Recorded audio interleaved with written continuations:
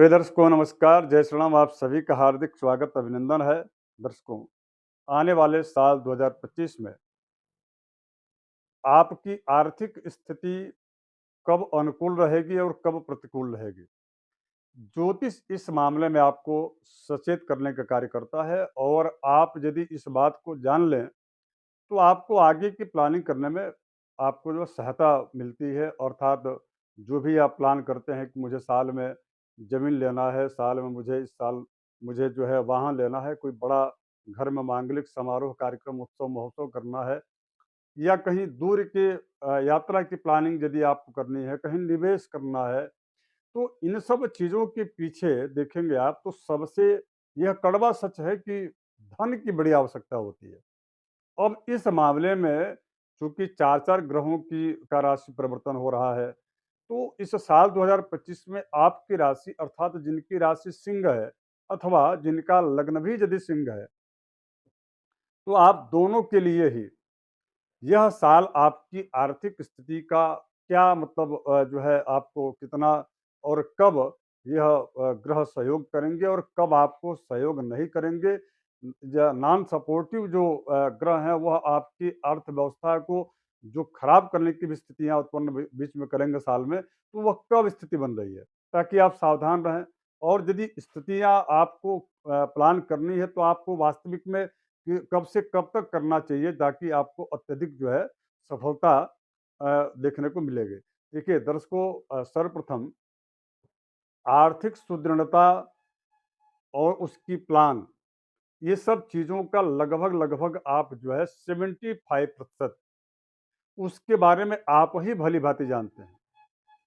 लेकिन उसमें इसके अतिरिक्त कई बार ऐसा होता है कि अनावश्यक ही खर्च इतने आ जाते हैं जिसकी वजह से आदमी का प्लान जो है फेल हो जाता है और वह चाह करके भी जिस कार्य का रूपरेखा वो तय किया रहता है वो उसको नहीं कर पाता। तो इसमें ग्रहों की बड़ी भूमिका होती है।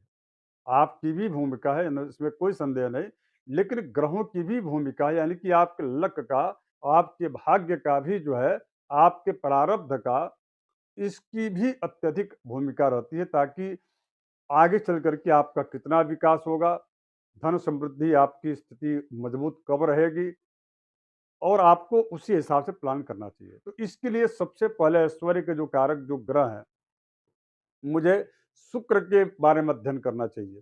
इस साल शुक्र की क्या स्थिति आपकी जन्म कुंडली में अथवा आपकी राशि से उनका गोचर की क्या स्थिति उनकी रहने वाली है। और इसके बाद से 2 बड़े ग्रह बड़े महत्वपूर्ण होते हैं, राहु और इसके बाद से देवगुरु बृहस्पति।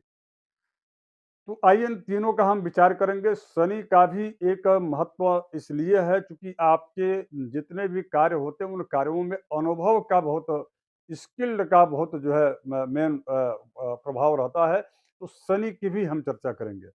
दर्शकों, मैं आगे बढ़ूँ उसके पहले एक छोटा-सा मेरा आग्रह है कि यदि आप नए दर्शक हो तो आप सब्सक्राइब कर लीजिएगा और इस वीडियो को शेयर कर दीजिएगा।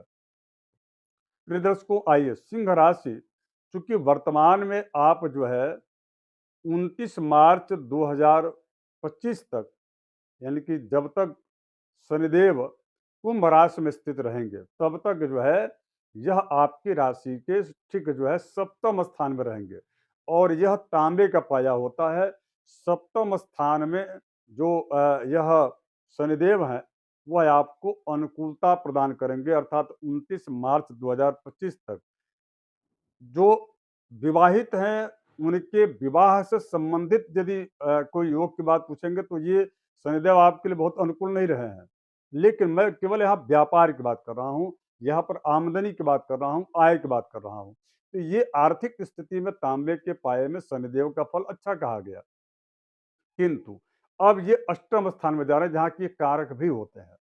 वहाँ पर जा कर के और यह 31 मई 2025 तक वहाँ पर शुक्र भी रहेंगे और साल के लगभग यानी कि 29 मार्च में जा रहे हैं और जबकि शुक्र तो देखा जाए वस्तुतः तो जो है 28 जनवरी 2025 से लेकर के 31 मई 2025 तक जो है आपके अष्टम स्थान में ही रहने वाले हैं और वहाँ पर 3-3 ग्रहों का इस साल जो है योग बन रहा है, वो 2 महीने तक रहेगा।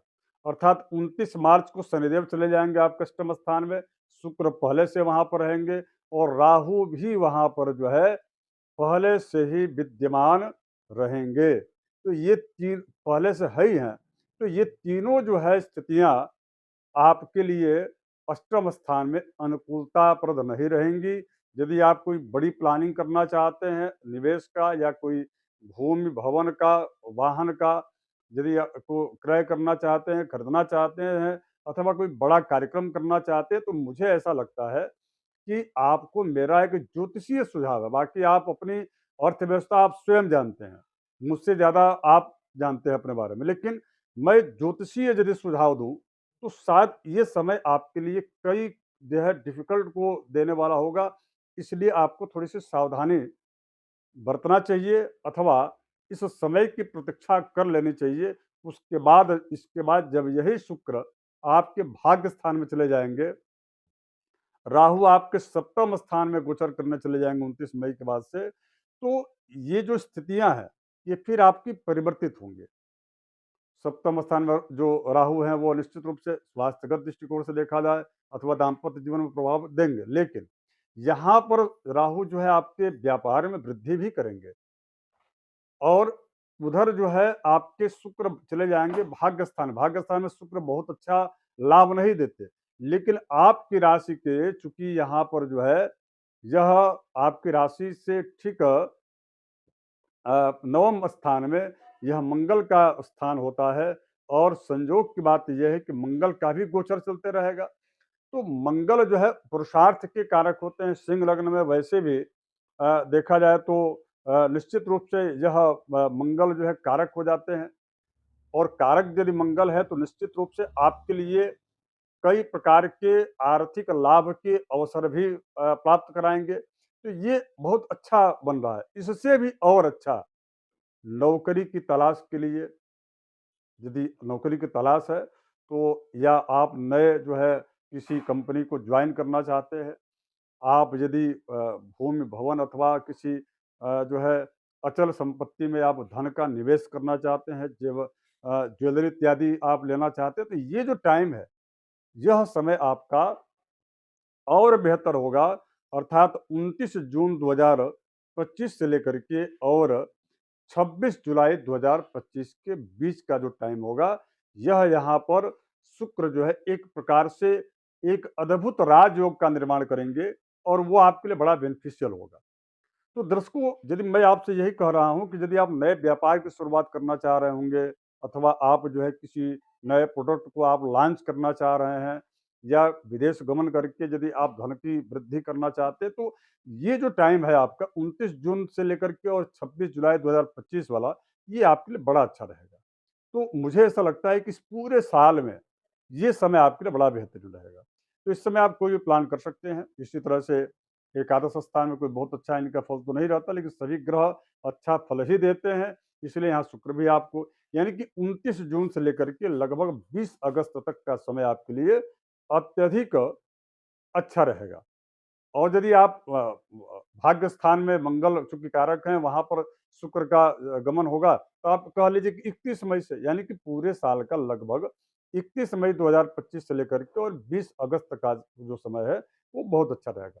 लेकिन इसके बाद विपुल धन के कारक हो जाते हैं 12वें स्थान में शुक्र और वो जाएंगे आपकी राशि से, यानी कि वो 14 सितंबर तक रहेंगे।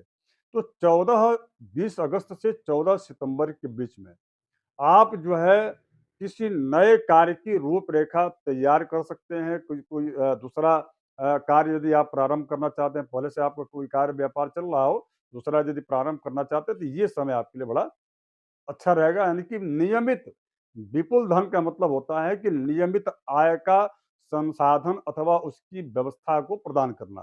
तो यहाँ पर जो है शुक्र आपको इस मामले में अच्छा करने जा रहे हैं। बाकी तो कुल मिलाकर के ये कहा जा सकता है कि 31 मई 2025 से लेकर के एक लंबा समय, उसके बाद नवम स्थान में जाएंगे, चूंकि कारक मंगल है उनका यह स्थान होता है। उसके बाद से दसम स्थान में, फिर एकादश में, फिर द्वादश में विपुल धन योग बना करके 14 सितंबर 2025 तक आपके लिए आर्थिक सुदृढ़ता आपको देखने को मिलेगी। कई प्रकार के कार्य आपके सिद्ध होंगे। अब इसके बाद फिर आपकी राशि पर शुक्र का आना, यानी कि आप आएगा ₹20 और खर्च आपके होंगे ₹25, तो उस समय थोड़े-से आपको सावधानी बरतना पड़ेगा। फिर इसके बाद से यह 28 दिसंबर 2025 तक जो है, यह शुक्र आपके धन स्थान में जाकर के धन की वृद्धि करेंगे, कुटुंबीजन आपके साथ होंगे। इस प्रकार की पूरी व्यवस्था इस बार देखने को मिलेगी। और दर्शकों, सिंह राशि वालों के लिए एक और बड़ी बात ये है कि आपका 29 मार्च 2025 के बाद से शनि की जो है ढैया भी प्रारंभ होगी 8वें स्थान में।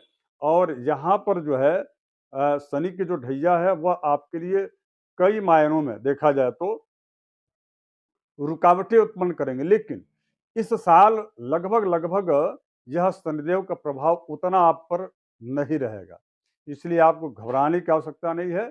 निश्चित रूप से आपके लिए यह गोचर जो है शनिदेव का भी ठीक होगा। और देवगुरु बृहस्पति भी आपके एकादश स्थान में अति विशिष्ट कारक योग बना करके यहाँ पर भी आय की स्थिति को मजबूत बनाए रखेंगे। कुल मिलाकर के पूरे में 2.5 साल की मैं बात करूं ढैया की, तो उसमें आपका पूरा 1 साल जो है, 1.5 साल बहुत ही अच्छा व्यतीत होने वाला है। इसमें कोई संदेह नहीं। केवल मात्र जो है आपको 29 मार्च से 29 मई के बीच में सावधानी बरतना चाहिए। विशेष करके स्वास्थ्य को लेकर के, धन के निवेश को लेकर के, गलत दिशा में धन का निवेश हो सकता है, गलत निर्णय हो सकते हैं जिससे बड़ा धन का जो है नुकसान हो सकता है, तो इसका आपको ध्यान ज़रूर रखना चाहिए। मैं आशा करता हूँ कि आपको कार्यक्रम अच्छा लगा होगा। वीडियो शेयर कर दीजिएगा और साथ ही साथ में नए दर्शक हो तो सब्सक्राइब ज़रूर कर लीजिएगा। धन्यवाद, नमस्कार।